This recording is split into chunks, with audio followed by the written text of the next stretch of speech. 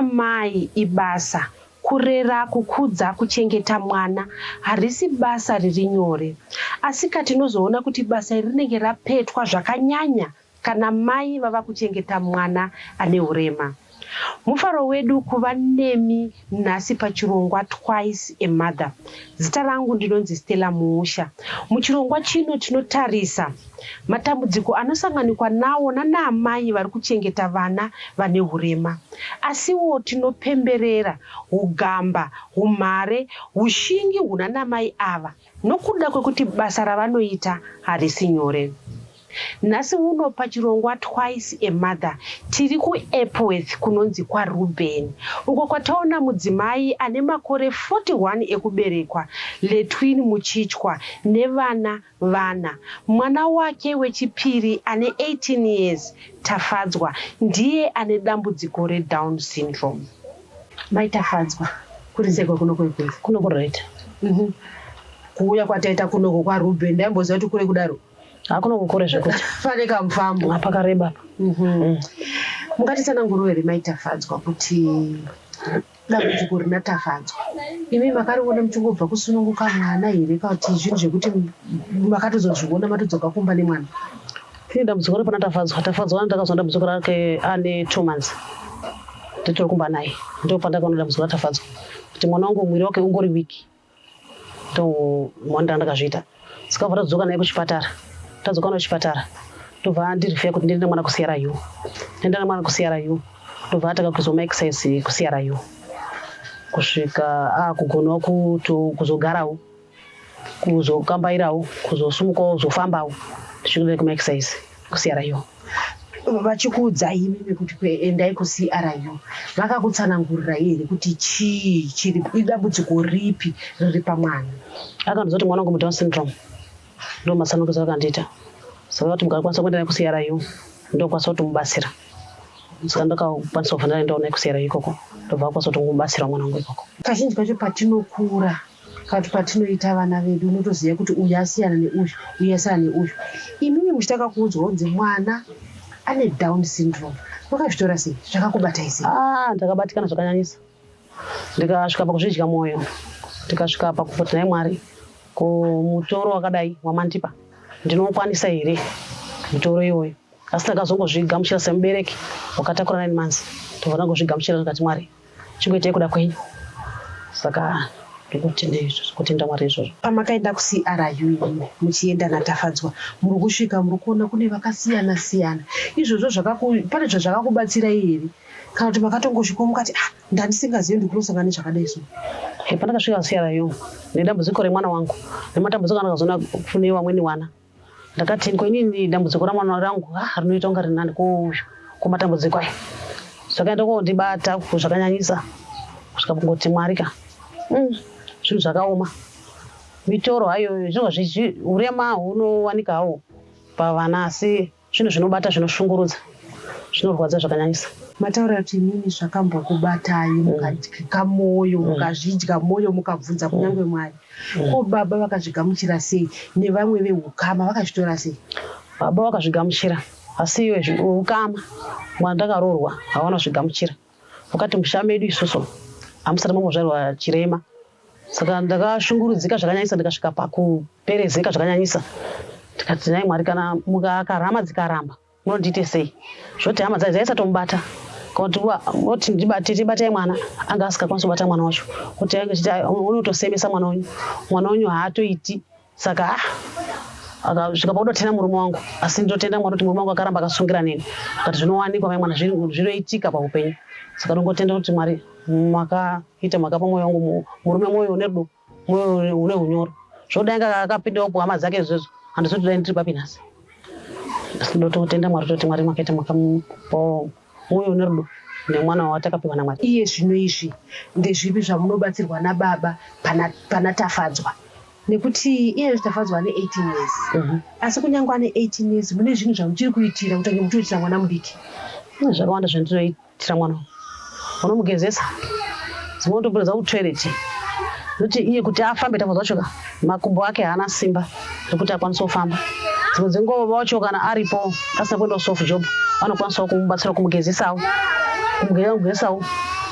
ndikumuitira zvimwe zvinhu babashwa naripo asi nguva zhinji ndinonga ndiripo inini inoti babashwa nanga chienda kusolve job kuti tikwanise kurarama.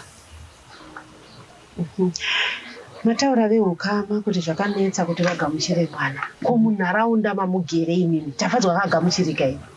Munharaunda mandakagara munomu mazuva ekutanga hazvina kugamuchirika asi izvezvizvi mavakidzani vatojaira tozviripo watozvijaira saka wakutomufarirawo akutomona yes iwe akutomufarirawo zvimwe zvezve asi mazuva ekutanga zvanga zvakaoma zvaisatambirika. Kuenda kwamaita kuCRU mungati zvakakubatsira here pana Tafadzwa? Zvakandibatsira nekuti mwana wangu wanga asikagari waigara waita upenyu kugara akangorara saka pandakaenda naye kuCRU akakwanisa kuita exercise akakwanisa kugara ukwanisa kusumudzawo ruoko kusumudzawo maoko ake kusumudzawo kutsika kuti adhana iro zvaari kuita izvozvi. Mai Tafadzwa mungatitsanangurire kuti imi zuva renyu rakamira sei? Munomuka nguvai moitei kuzosvika pamunosvikororara? Ini ndinomuka mapast 5 kuseni ndomuka ndotsvaga mvura noti hatina mvura toita mvura yekutotenga toenda kotenga mvura yangu ndodzoka ndonoti mwana wangu wamuka here ndobikira mwana wangu porridge nakuseni mwana wangu adya porridge mwana wangu apedza kudya porridge zvikuma 9:10 ndotora mvura ndogesa mwana wangu ndipedza kugesa mwana wangu ndotora mwana wangu ndoisa mwana wangu pakanaka ndozotsvaga munhu kuzosara naye ndomhanya kotsvaga muriwo ndobika chikafu masikati ndapedza izvozvo ndasvika ndapedza kubika chikafu ndopa mwana wangu kudya chikafu ndapedza kufidha mwana wangu ndondoita metsi dzipi pachikafu ipapo ndaone munhu wanenge ndasiyira mwana wacho dzimwe dzenguva mwana wacho wanenge akagara zvingotiwo panga pasina zvekuti ndoita metsi dzipi zvokuti ndoona kuti ndoita sei ndo zuva rangu nokushandisa pauti zuva rangu. Mati munotsvaga munhu wekuti ambosara naye muti mainotsvaga mvura nemuriwo inyaya yekuti here kwamunotsvaga muriwo wekure ndinotenga kwaRuben kumashopsi ekwaRuben kwatabva uko? Mashopsi kwaRuben ndokwandinotenga muriwo. Ndokwamunoenda netsoka? Ndotenga muriwo saka ndotosiya munhu ane mwana wangu ndochitomhanya atori mwana wekuti haakwanise kusara ari ega. Aiwa kuti asare ega apa ende hapana chaunoita paupenyu hwako kana une mwana akadai hapana chinokwanisa kunditi ndaitombotengesa musika saka ndakuti hapana zvandiri kuita ndakabva tosiya musika wacho ndobva tongogara pasi noti ndibude ndichindotengesa musika ka hapana zvandiri kuita mwana wangu unongasamuri kusara naye. Pamberi paTafadzwa pane umwe muhombe kwaari nevamwe vadika vakamugamuchira sei? Vakamugamuchira zvakanaka vakagamuchira aiwa zvakanaka zvekuti mazuva ekutanga ndopanga zvikuti ameno zvichafamba were uchazogara were uchazoita sei were muse muhombo wacho ndozvaitobvunza tika zvichaita mwana kuti kusana mwazvichangoita ndefushuwa nanhasi atozvigamuchira ende ndomufarira ichitotamba naye zvakanaka. Tiri muchirongwa Twice a Mother. Ngatimboturai mafemu tisangane zvakare muchikamu chinotevera.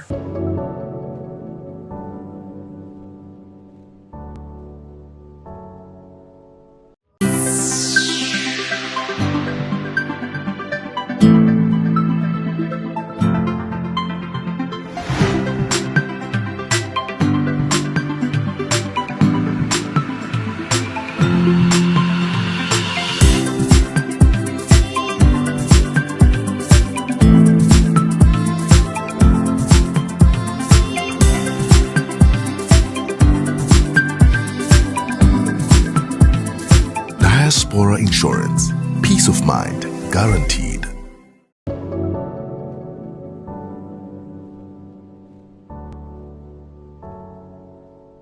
Ndeapi matambudziko ari kusanganikwa nawo namai Tafadzwa nekuda kwekuti Tafadzwa ane dambudziko riri paari?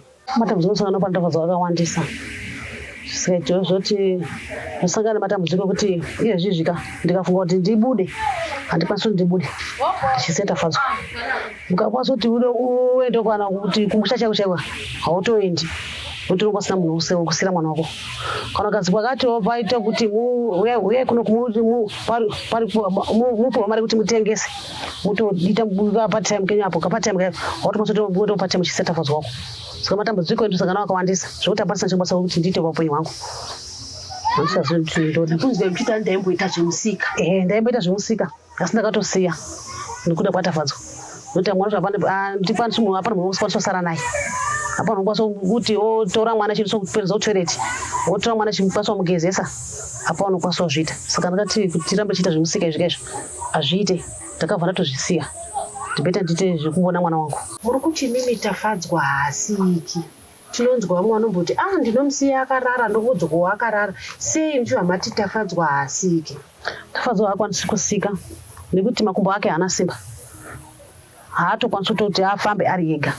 Saka kuti tikwanisa kumusiya ndikwanisa kumusiya Tafadzwa. Noti haakwanisa kufamba. Ukafamba ari ega anotodonha. Kuti kusvika apa adonha ipapo akwanisa kuti achagona kuti asumuke amuke. Mungauda munhu wanotora help yemunhu kuti akwanisa kumusimudza. Saka ndikwanisa kutomusiya ari ega Tafadzwa. Zvekuti zvinotomboitika zvekuti anotodonha motodedzera kunzi mwana adonha. Ndotoshedzwa kutoti uya muone mwana wangu adonha. Unokashotota afambe. Zimungu abudo panzaro nemhepo. Pazimungu ndokwanisa kubuda ndokona kuchimbuzi chako chako. Iyo bvasa rodo buda wegamba. Saka utoshedzwa kuti utori muchimbuzi moshedzwa kuti mwana wangu adonha. Ndotobuda chitomhanya kuti ndinonge mwana wangu pasi. Totomuziva kuti makumbo haana simba. Pakushaya simba kwemakumbo apa makamboenda kukliniki here vari kuti chii? Ndakaenda naye kuchipatara akambopuwa mapilisi akambopiwa asi hazvina kuchinja. Hapana chakachinja. Tafadzwa ane 18 years. Saka kana kuri kuti muri kuda kuenda naye zvichida kuchipatara kana kumaexercise kwamavita munozvifambisa sei? Tafadzwa ndinotomubereka. Asi izvizvi Tafadzwa wacho wato munhu mukuru zvekuti ndikwanisa chimubereka pa 8 dzanadzo. Nyama dzangu inochida kutorwara ona tomurwere. Ndoramba chimubereka ka. Ndokwadzana musana kutaura kuti musana wangu kurwadza. Zvese maoko ayi anoka akudzimba akurwadza. Noti waubereka munhu mukuru. Saka ndinomazoza kurwadza kuti ndikwanisa kumuberekawo. Ndichiendawo naye kana kuni. Handichakwanisa. Zvichira pesa apa maito kuti mukada kufamba naye kunyangwa arwara kana sei ndokutobereka kumusana. Ndaibereka kumusana nguva dzese. Asi izvizvi kwako kungowawarira asi handichakwanisi ndimubereke. Ko kuma exercises muchiri kuenda naye here? Handichakwanisi kuenda naye exercises izvizvi. Ndaichitoti dai zvaigona zvaikwanisika ndaonawo kana rubatsiro rwouchia aikwanisa kusopa uchiya kuti ndikwanisa kuti ndirambe chienda naye kuma exercise ikoko. Nokuti ramba ndichimubereka hazvichagonisi kuti ndikwanisa kuchimubereka. Asi ndaenda kuona rubatsiro rwekuti ndokwanisa kuona uchiya kuti aiswe ndimise pauchiya. Kwese kwano kachita kuti aende kana kuchipatara kana kupika ndokwanisa kushandisa uchiya ndichienda naye kuti aende kubatsirika. Tafadzwa ane 18 years akatanga kuenda kuchikoro rini achiri kuenda kuchikoro here? Tafadzwa akatanga kuenda kuchikoro kuECD anga ne 7 years. Ndopakatanga kuenda kuECD kuCDA kwakazoti B pa 8 years. Asi izvizvi Tafadzwa anga kuenda kuspecial class pachizungu akona pakakudzidza. Asi izvi Tafadzwa achendi kuchikoro. Nenyaya yekuti kuchikoro kwacho kuti ndimubereke ndimeendesa kuchikoro chacho handichakwanisi. Plus kuti kana ari kuchikoro kwacho ukamusiya akagara pabhenji ari ega anodonha anotodonha pasi. Saka izvizvi ndatomboti ambomira kuti aende kuchikoro kwacho. Kuti pandazokwanisa kuona rubatsiro rwouchiya kuti akwanise kuramba achienda mberi kuchikoro kwake. Usa muri kureva kuti Tafadzwa kana akagara pachinhu chisina chekusevera anodonha. Ivo havana kukwanisa kana kumutsvagira chiya chinofanira kunge ine zvemumasaidzi.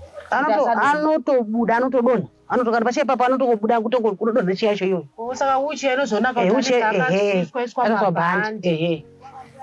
Saka kana akada kufamba anodonha. Akagara kana pahombe anodonha. Saka kuchori kwava akaenda makore mangani? Kuchikoro akatoenda makore akatowanda kubva pa 8 years kusvika akazosiya gora pera pa 17 years ndopakazomira ane 70 years. Aienda sei kuchikoro ikoko? Maitomubereka? Ndaenda nayo ndomuendesa kuchikoro ndotoswera ndo kuchikoro kwacho ikoko kana wani dzikakwana ndobereka mwana ndodzoka nemwana wangu kumba. Kubva ine 8 years kusvika asvika pa 17 years muchidaro every day ndichiendesa kuchikoro. Saka izvizvi nyama dzacho dzakurwadzawo handichakwanisi. Mataura nyaya yekuti mane dambudziko remusana inini. Padambudziko remusana iro muri kurapwa here? Aizvi mari dzacho chikuti ndoenda kuchipatara kutorapwa handitorina. Handina mari yacho. Noti baba watafadzwa wanoita self job. Saka mari yacho hapana mari. Angochitoti mari yacho self job iyoyo imari yekuti ukwanisa kutotenga kahufu wotenga kamuriwo wotorarama nemhuri uchienda mberi. Saka kuti uzoona mari zoti uzobhadhara kadi $5 kuenda kuchipatara panenge pasitomboda mari yacho.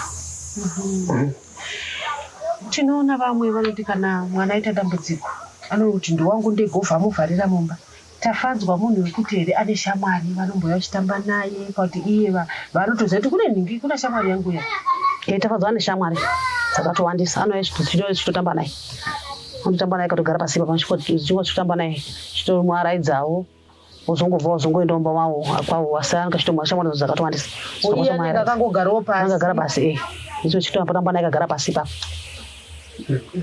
Ko kuchechi munoenda here kuchechi kana kuri kuti munoenda kuchechi Tafadzwa akagamuchirika here? Kuchechi ndinotoenda naye ndoenda ndakatomubereka kuchechi akagamuchirika zvakanaka kuchechi toenda naye akamugamuchira ndizvozvo akagamuchira.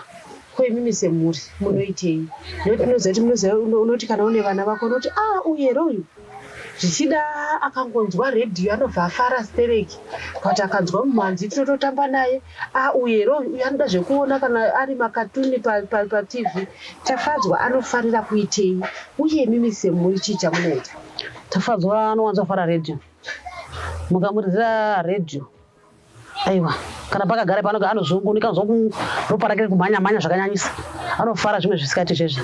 Kana mukaisa tv mukamisira makatuni kana maaction aya aiwa manga mamugonera Tafadzwa anozvinzwisa anozvifara zvisikamboite ndozvaanoda. Kazhinji totikaenda kuchechi tinoti kana tikanzwa nziyo yatanzwa tinoya tichiimba.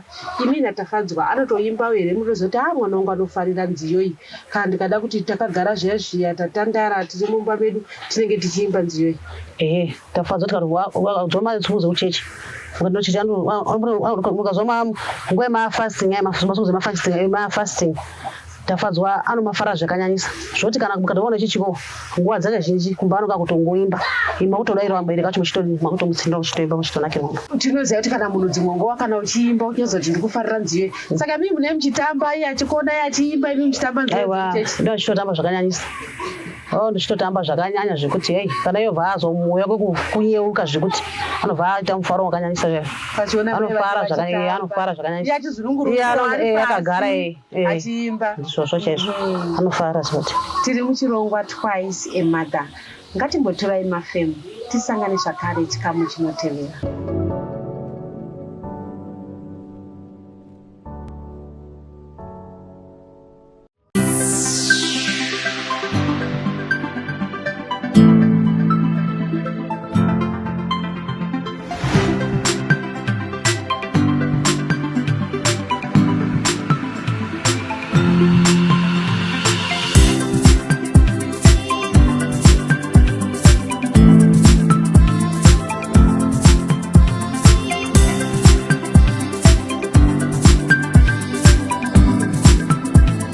Diaspora Insurance. Peace of mind guaranteed.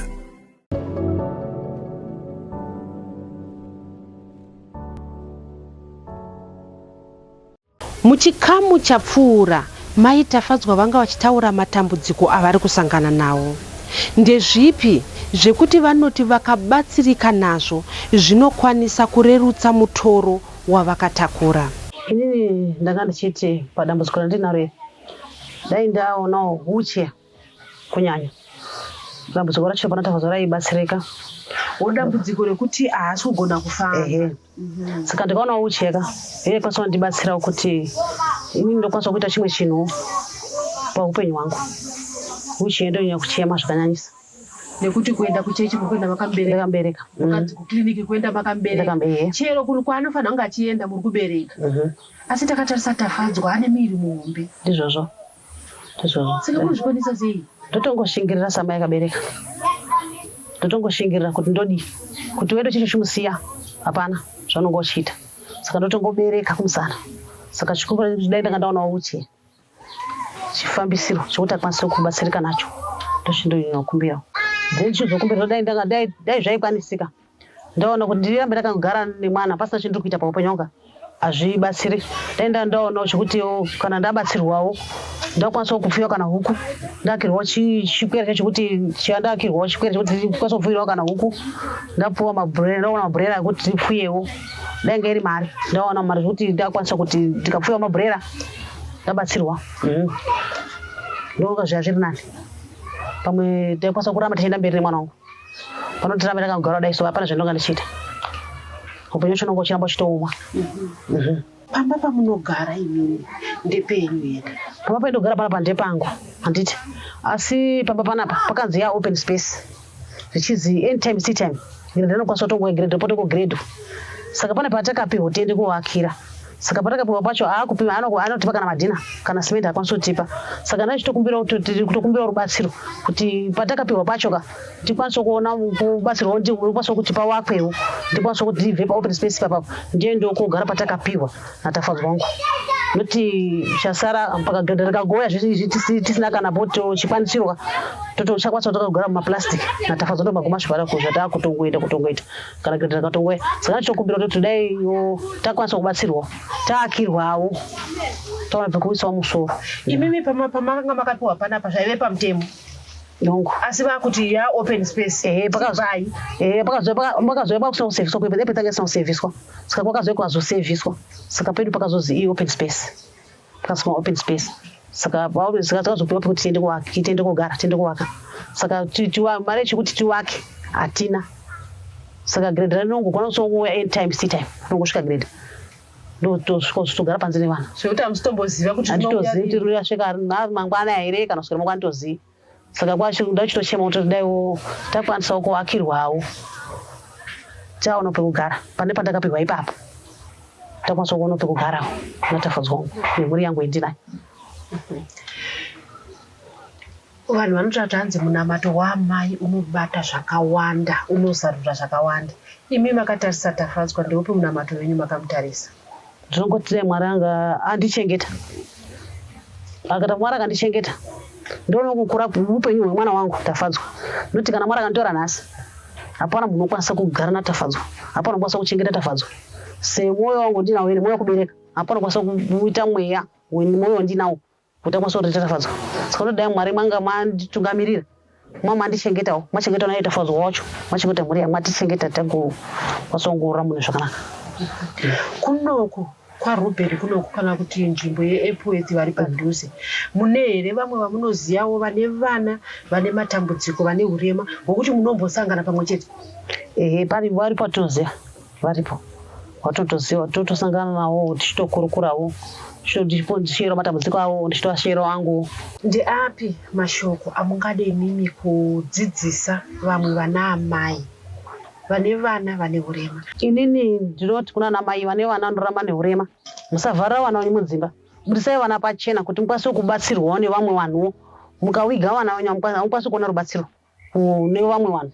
Saka mukabudisa vana pachena vanokwanisa kupai mazano kuti dai mwana wangu mwadaiwo purazi vana vanorama neurema ndotokurudzira kuti dai ane vana vasikafamba yaya ngaendere kumaexercise kusiyara yu vanobatsirika vana kumaexercise zvakanyanyisa vanobatsirika. Dzimwe nguva mukurarama tinoona vanhu vanenge vasinganzwisisi vanobva vataura zvimwe zvinodzimba mwoyo zvinodzimbira vamwe. Imi makambosangana nazvo izvozvo zvekuti vanhu vanotaura zvekuti unosara uchiti patini ndaukumbira kai? Ndizvozvo inini sekutenga panapa ndakapatenga ndichizotenga pasi pamba panapa ndakatenga kutenga panapa anhu akatobudisa mari mokuti akatenga stendi nekuda kwemwana wavo akanga arombera mwana wavo kuti akwanisa kutenga stendi. Saka zvakatondibata ndikatomborwadzirwawo kuti asi izvozvo ndikarombera mwana kuti nditenge muno muEpworth izvozvo kurombera mwana upenyu mwana kuti nditenge here panapa here ndakasvika pakutombatika ndikatomborwadzirwa. Asi munhu anotora mashoko akasiyana siyana anotora mashoko anorwadza mashoko anobuda mukati mwanhu akawandisa anorwadza mashoko anowana.